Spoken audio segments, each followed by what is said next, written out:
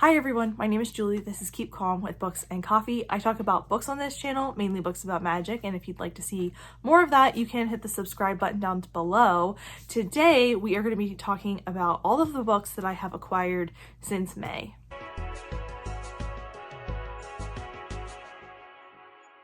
"2024 is simply flying by. I did not even realize it had been a couple of months since I did a book haul until like last week when I was watching some booktube and I realized, when was the last time I talked about the books that I've acquired? Because I've acquired quite a few. So I thought I would tell you about them today and kind of go through the things. I have read some of them, I haven't read others, and we're just gonna break it all down. So the first couple of things I have are the same book, but just different copies. So earlier this year, I read Sunbringer by Hannah Canner, which is the follow-up to Godkiller.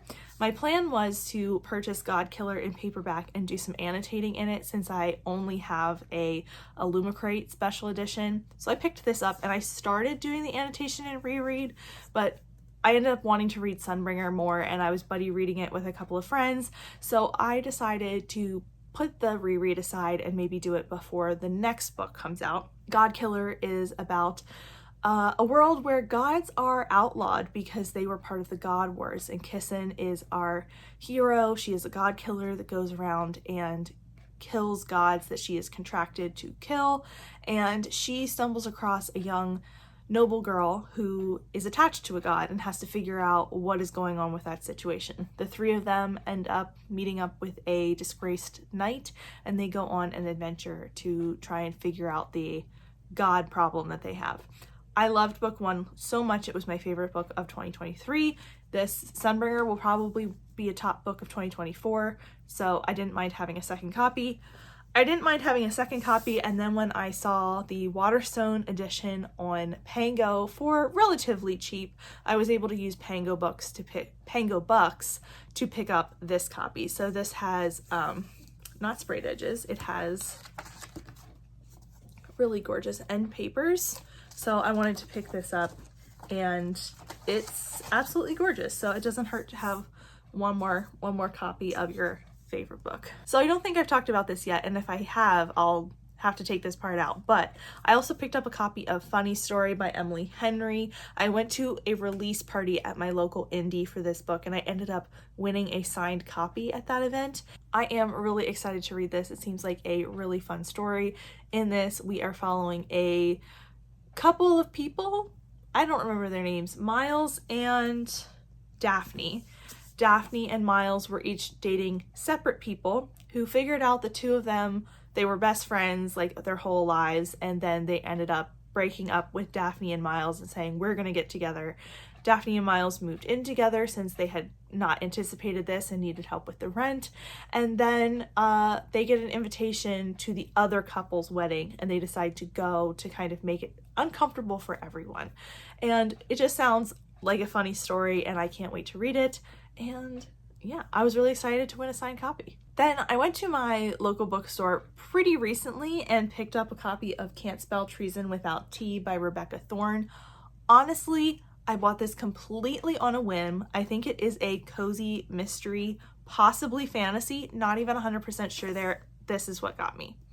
This is what made me purchase this book. The beautiful teal sprayed edges, and I just decided to take a little bit of a chance on it, honestly. And I haven't even read the back of the book since then. I just had heard the title floating around and it had gorgeous sprayed edges and I splurged a little bit. And maybe I'll regret that if I don't like it, but I couldn't resist it. It was too pretty and it sounded like fun. Like the title is very catchy, so it worked on me. The marketing, it worked. Then I have two baseball romances to talk about. And the first is The Prospect by K.T. Hoffman. In this, we are following the first openly trans player in the baseball league and his nemesis rival, when the nemesis rival gets traded to the team, and I believe it evolves into a romance. And I can't wait for this. It sounds so good. You know I love baseball romances, and this just sounds like a lot of fun and I'm excited to try it. I've heard nothing but good things about this as well. Then I also have You Should Be So Lucky by Cat Sebastian, which I actually didn't realize is I think it's a companion series, but there is like a first book to this, which I like totally missed. So this is technically the second book in the series. So I want to read the first book first, so I'll have to delay this a little bit. But this is also a baseball romance, I believe, about a baseball player and a reporter. I don't know the technical details of this one, but I remember reading the synopsis and thinking it sounded like fun. Plus, like, I trust Cat Sebastian pretty far, since I've liked what I've read from her in the past. So yeah, and it's all about New York baseball, I think, which one of my teams is in New York, so that's a whole other thing that just sounds like it's right up my alley. Then I honestly don't remember which ones were grouped with which. I have 6 books from my local indies romance subscription that I subscribe to, so I'm just going to go through these rather quickly since I don't know a ton about them.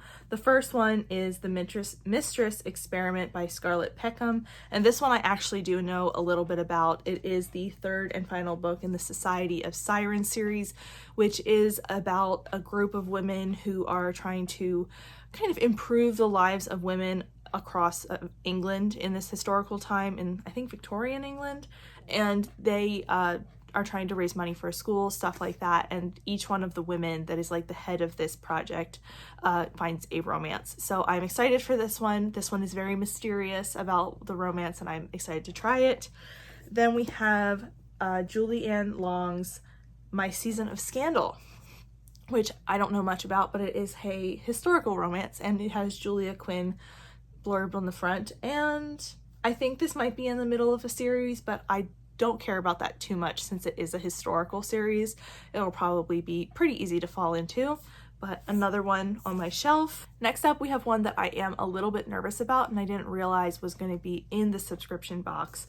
It is Lavash at First Sight by Talene Buscuni, and this author's first book was Sorry Bro, which was a book club book here on BookTube for, it was Cal and Brianna's Not Your Mom's Boozy Book Club, and they did not like it. They had some serious issues with that book, and I didn't end up reading that one, so I'm surprised this was in the box. I'm a little concerned about this one, but I am willing to give it a try, I think. I'm gonna read some reviews of it before I pick it up, but I am interested to see how this goes. But it seems like a sapphic story around food and competition, so we shall see, because the tagline is "Who says you can't canoodle with the competition?" We'll see about this one. Then we have The Kiss Countdown by Etta Easton, and this is a debut. This is also a astronaut event planner romance, and I think it has a meet cute in it. This is another one from that subscription box, so I don't know a ton about it, but the cover looks absolutely adorable and I can't wait to try it. I have heard good things from my friend who also has this subscription, so I am excited to try this one out. The last 2 that I'm going to talk about from this box are the 2 that were actually our book club picks. The first was Truly Madly Deeply by Alexandria Bellafleur. I read this and absolutely loved this. In this, we're following Truly, who is a podcaster. No, she's an author, and she goes on a podcast and to give romance advice. And when she gets there, the other co-host is a family lawyer. She keeps calling him a divorce attorney, and the 2 of them are giving, alternate perspectives on different people's romance lives. They get off on the wrong foot and they try to fix it, and a romance ensues from there. It's a little bit enemies to rivals, but not really. I would say it's more just they get off on the wrong foot and then have to, sort that out. I loved it. I had a great time with this, and I can't wait to read more by Bellafleur. Then the July pick for book club was A Sure Thing by Joanna Lowell, which is about a trans man named Kit, who is a painter and has recently left his sisterhood of painters after a bit of a rift formed there, and Kit is living on his own, trying to sort out his life and trying to figure out how he's going to live his most authentic life, when he meets Muriel, who is there where Kit has settled, in order to try to find a painter for seaweeds that she is going to give a lecture on. The 2 of them get embroiled in a bicycle race and end up having to ride across the country together. I will spoil my wrap up a little bit for you by saying it is very cute and very sweet and very wholesome. It's a also very heartfelt, and I can't wait to read more by Joanne Lowell. Then I also have Death in the Spires by KJ Charles. This is the most recent Charles release, and I didn't even know this was coming out. I had been perusing my local bookstore's romance shelf, and this was shelved there. I think it is a crossover between like historical mystery and romance. I'm not 100% sure since I didn't know it was coming out, but I'm assuming since it is like blurbed as historical mystery but shelved in the romance that it's gonna be that. But I don't know if it was shelved there because KJ Charles is normally a romance writer.